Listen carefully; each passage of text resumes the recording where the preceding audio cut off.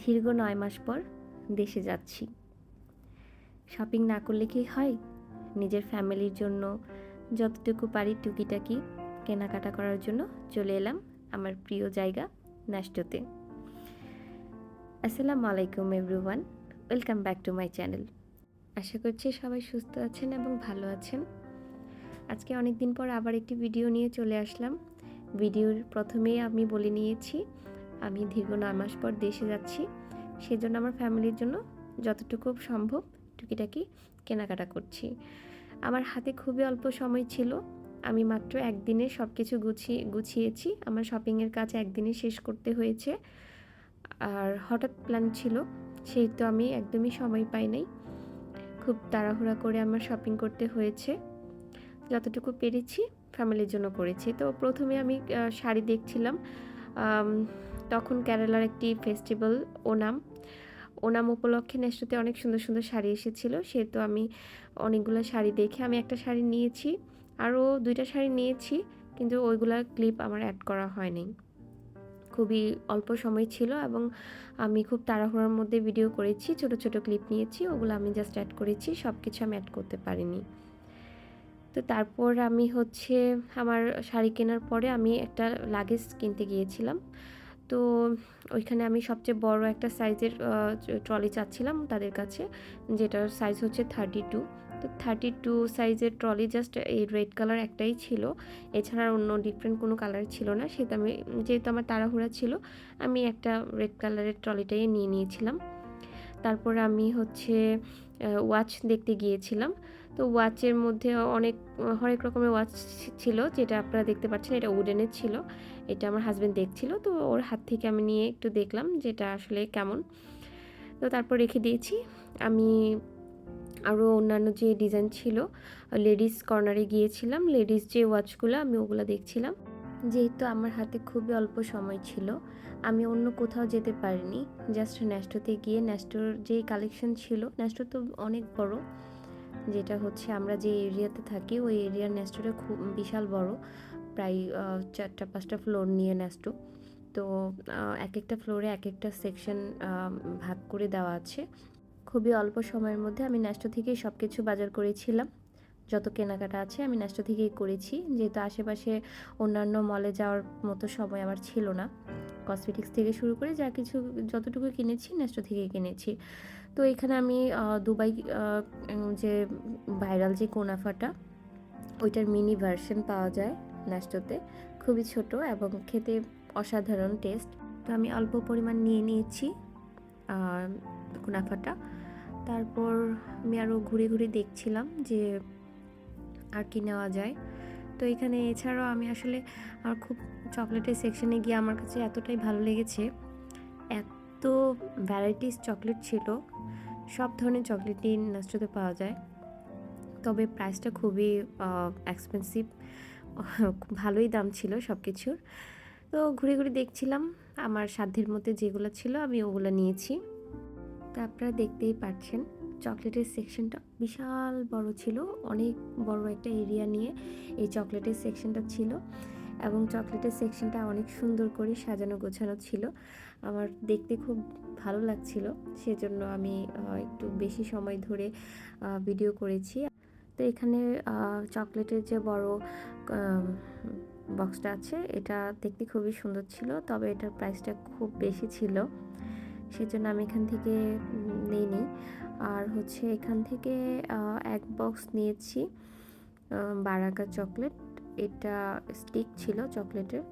তারপর আপনারা দেখতে পাচ্ছেন যে আমি দুবাইয়ের যে ফেমাস কুনাফা আছে, ওই কুনাফাটা দেখছিলাম। ওইটার প্রাইসও মোটামুটি ভালোই। তারপরও আমি এটা খেয়েছি, আমার কাছে কেন জানি কুনাফা যে বড়টা, ওইটা আমার কাছে এতটা ভালো লাগেনি। এর চাইতেও ভালো লেগেছে যে ন্যাস্টোতে যে ছোট ছোট মিনি মিনি সাইজের কুনাফাগুলো, ওগুলো আমার কাছে খুবই ভালো লেগেছে। তারপর আমি ওইখানে আরও কিছু লুজ চকলেট ছিল, ওগুলো আমি এবং আমার হাজব্যান্ড আমরা টেস্ট করে দেখছিলাম। তো এখানে একটা কাঠবাদামের একটা চকলেট খেয়েছি, এটাও ভালোই ছিল, যদিও আমরা এটা নিইনি।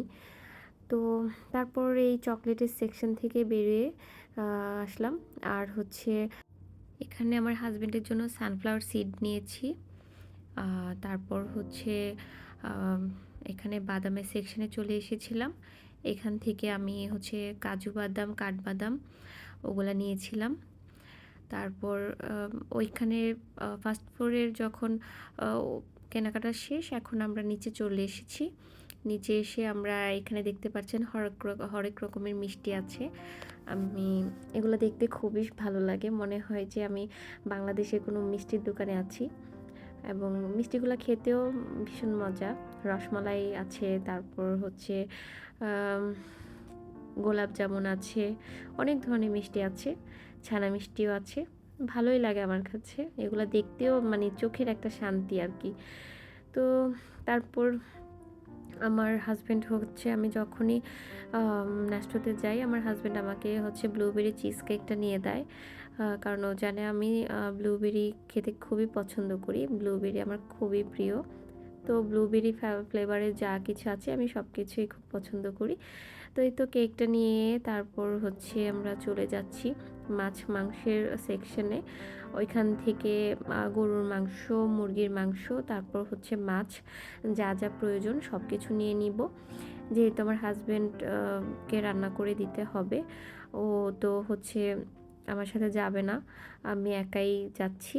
তো রান্নাবান্না করে তো দিয়ে যেতে হবে। ও গত বছরও যখন দেশে গিয়েছিলাম তখন আমি ওর জন্য রান্না করে রেখে গিয়েছিলাম, এবারও সেম কাজটাই আমি করছি। যেহেতু ওর সময় নেই, ওই রকমভাবে সময় হয়ে ওঠে না, সেহেতু ওর জন্য আমি রান্না করেছি যেন ওর কষ্টটা কম হয়।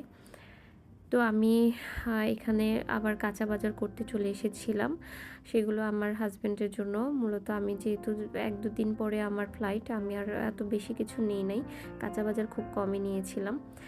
তো এখানে আমি হচ্ছে রুই মাছটা ভুনা করছিলাম। 2টা রুই মাছ কিনেছিলাম, এর মধ্যে একটা আমি ভুনা করেছি আর একটা হচ্ছে আমি আলু আলু আর হচ্ছে টমেটো দিয়ে ঝোল করেছিলাম। তারপর এখানে আরও দেখতে পাচ্ছেন যে আমি রোস্ট করেছি, মুরগির রোস্ট করেছি। তারপরে হচ্ছে আমি চিংড়িটা ভুনা করেছি বেশি করে পেঁয়াজ দিয়ে। তারপর আমি একটা মুরগি হচ্ছে আমি ঝোল করেছি, আবার মুরগির রোস্টও করেছি, আবার ঝোলও করেছি।